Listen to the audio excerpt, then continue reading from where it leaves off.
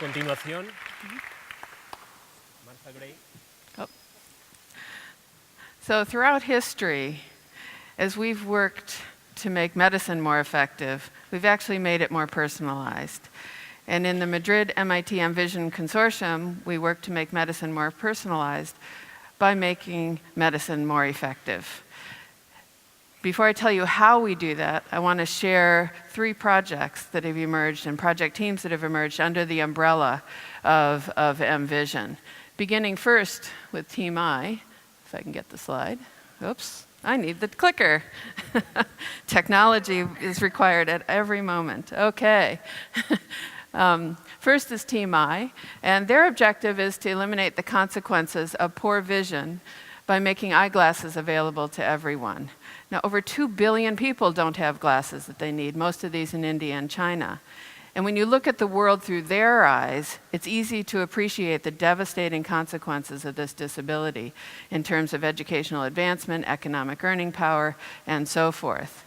Now, in fact, this is thought by ranked by the WHO as a leading cause of disability, a leading burden of disease. Now, in principle, this is a solved problem. We know how to measure refractive errors or eyeglass prescriptions. Eyeglasses are 100% safe and effective. So why aren't these technologies reaching these billions? It could be that they have glasses, but they won't wear them. It could be they can't get the glasses. Perhaps they don't have access to prescriptions. Now, Team I looked into it and came to the conclusion that the real bottleneck was in terms of prescriptions. In fact, eyeglasses are very affordable, even in rural India. But there's a critical and severe shortage of trained professionals by a factor of about 40 relative to the developed world. And so when an optometrist comes to town, these lines form. And this is a picture taken by Team I when they visited India to try to understand the problem. So they decided, well, what we need is a new device. And this device should be easy to use so that you don't need a trained optometrist, should be fast so that you don't find another reason to create lines, be accurate so you can get a prescription, and of course be affordable. And the device they invented they call QuickSee, and it's based on wavefront aberrometry. That's an advanced technology that's used in LASIK eye surgery. Their real technical innovation was to be able to take this very advanced technology and bring it to a portable device using consumer-grade electronics. And this QuickSee now is a handheld device. This is a mock-up or a first prototype that prescribes glasses at the click of a button. And the clinical trials are now underway, and the initial results are looking very promising. The second team I want to tell you about is Team MS, and their objective is to enable earlier diagnosis of multiple sclerosis by making it possible to personalize the formulation of MR images. Now, for me, this project hits close to home because a very good friend of mine, Sarah, has multiple sclerosis. And I remember her saying how frustrating it was before she had a diagnosis. She kept going back to the doctor saying, I know I have something neurological wrong, and they couldn't find anything. Well, MS is a disease that affects the nerves in the brain and the spinal cord. In particular, it affects these sheaths that surround the nerve axons. And as these sheaths are progressively destroyed, nerve function is progressively diminished. Now, as this damage builds up, eventually you begin to experience neurological symptoms. So from a clinical standpoint, it's extremely difficult to make a definitive diagnosis of multiple sclerosis. Things like fatigue and numbness, these are not unique to multiple sclerosis, and the neurologic tests are not unique either. But it turns out that MR imaging has been a very useful tool diagnostically. Now let me take a digression so that I'm going to show you images. I want to make sure you know what we're looking at. I think you can see that this is the skull, here's the nose, the tongue, the mouth, this is the spinal cord and the brain. If instead you took an image across this plane, then you'd see the skull here, the ventricles, and the brain tissue, and this central whitish stuff is where those axons are. Now, an MR study isn't just one slice, it's a whole bunch of slices so that you can cover the whole brain. Now, if you want to if you compare an image from a normal person to the one with multiple sclerosis, at the late stages, the lesions are really conspicuous. I'm sure you can see them. On the other hand, at early stages, these lesions are extremely difficult to appreciate. And so many people have the same issue that Sarah did and before they had a diagnosis of multiple sclerosis, going back to the doctor repeatedly. Eventually a diagnosis is made, and there are a variety of therapies to varying degrees will slow progression. So in terms of opportunities to innovate, this is a disease where there are many. But this team zeroed in on the issue of earlier diagnosis, and they zeroed in on this problem for 3 reasons. One is it really matters. It matters clinically. If you diagnose early, you can treat earlier, and if you treat earlier, you have better outcomes, and that's really important in terms of outcome. Secondly, we know that we can actually see these lesions using MR imaging if we go to higher resolution. So in this example, which is a close-up of an MR image, you can see a lesion at high resolution that's impossible to see at low resolution. The problem is, if you try to image at this resolution, you can only cover about 20% of the brain. For every 5 slices you take in a regular image, you can only take 1. So that doesn't work clinically. The reason you can only take 1 slice out of every 5 is because when you image, you deposit energy into the brain, you deposit heat in the brain, and clearly you don't want to heat up your brain. In fact, you'll be pleased to know that commercial MR systems do not let you turn the knobs to heat up the brain. The MR physicists can turn all kinds of knobs and levers and so forth in formulating the image, but the systems have safety measures to prevent that from happening. The third fact that led them to this project is this heating is not uniform. If you estimate the heat, and these systems do so conservatively, in this heat map where red is hot and blue is cold, I think you can all see that heat spot right there. So in principle, if you can eliminate the heat spot, then you can take more slices. The reason they don't do that now is the location of the heat spot varies with person, varies with situation. So this is a really hard technical problem. But that's the problem that this team is addressing, and they're doing it by instituting a personalization of the MRI formulation. Can they turn the knobs and buttons at the time of the study for the individual patient, given their particular situation, so that they can get the images they need? This is technically very sophisticated, and they've made incredible technology advances in getting there. I'm not going to tell you how they did it, but I want to show you, give you evidence that they've made enormous progress. Again, using heat maps to illustrate the kind of their ability to manipulate the heat to get an image. Now let me just blow up this heat map. In this instance, white is hot and red is cooler, and in this head, this hot spots are in the spinal cord and in the nose mouth area. And now this image is taken using the standard formulation. If we wanted, or this heat map comes from the standard formulation. If we wanted to get the exact same image, but change the formulation that you use to get that image, there are 2 alternative formulations I want to share with you, and this is part of their personalization approach. With one approach, the hot spots still are in the brain, in the spinal cord and the mouth area, but relative to the original, the maximum heat that's arisen is much less. If we go to the second formulation, you can see there are not hotspots, or the hotspots have moved and the heat is more evenly distributed, and the maximum heat is much less. So now, rather than taking 1 slice for every 5, you can take 2 slices for every 5. So this innovation has increased the capability by a factor of 2, and that is really significant.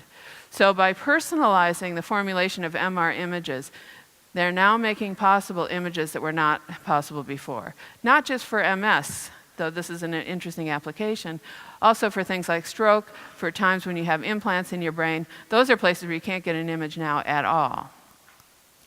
My third example is called Team Treatment Response, and their objective is to improve the treatment paradigm for late-stage melanoma by developing a PET imaging agent that signals whether or not the therapy is working. Now, melanoma is the leading cause by far of skin cancer deaths, and that is increasing. If it's caught early, the tumor is surgically excised, and that's basically curative. If it's caught late, you still remove the tumor surgically, but there's usually some remaining, and that needs to be treated with some therapy. The choice of therapy depends on a variety of things, like whether they're mutants, the kinds of things Anna was talking about, location, how much tumor burden there is, and so forth.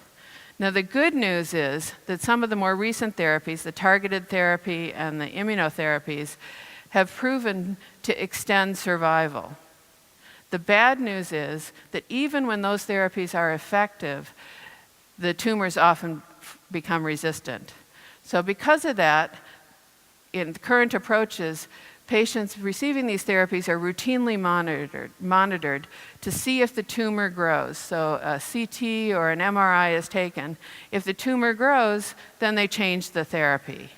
Now, this kind of trial and error approach to medicine, try a therapy, change it if it doesn't, measure it, see if it works, and then change it if it doesn't, is really common in medicine. But in this instance, the mean survival rate for these, or the median survival is 1 year, so 2 months is a really long time. So this team asked, well, rather than wait for the cancer to actually grow, can we look sooner and see whether or not a therapy is working? Can we look directly at the cells? Now, the job of a tumor cell is to grow. The machinery and the proteins are all geared up, grow, grow, grow. The job of a therapy is to say, make those tumor cells change that machinery and the proteins so that they can die like regular cells. Now, the key players in this are called anti-apoptotic and pro-apoptotic proteins, anti-death and pro-death. In the case of a grow, grow, grow tumor cell, the anti-apoptotic proteins win out, so it keeps growing, but this balance is shifted in an effectively treated cell. So their idea is to say, let's make an imaging probe that can look at the relative balance of these growth and death proteins. And if it's successful, then the approach would change to the following, that you'd examine using this PET imaging approach, treatment response PET, whether or not the cancer cells are responding to therapy before they even had a chance to grow or not grow. And this could happen every 2 weeks. So you've gone from 2 months to 2 weeks as an observation time. So you can imagine where they are right now is they've been able to develop this probe, they've tested it in vitro, and they're just now gearing up for animal studies. And you can imagine that something like this is important for melanoma, but could be used in other forms of cancer. So I hope with these examples, you have an appreciation for the diversity of ways in which we're working to make medicine more effective. But all I've done so far is tell you about projects. We like to talk about projects. Our identity is built in projects. We feel good when projects move along. But when we focus just on the projects, we miss the essence of what really makes something impactful. We miss the essence of why we did the project at all. Is it worth doing? Why did we pick this project over another? In this instance, the projects I showed you, if you wind the clock back 2 years, they didn't exist.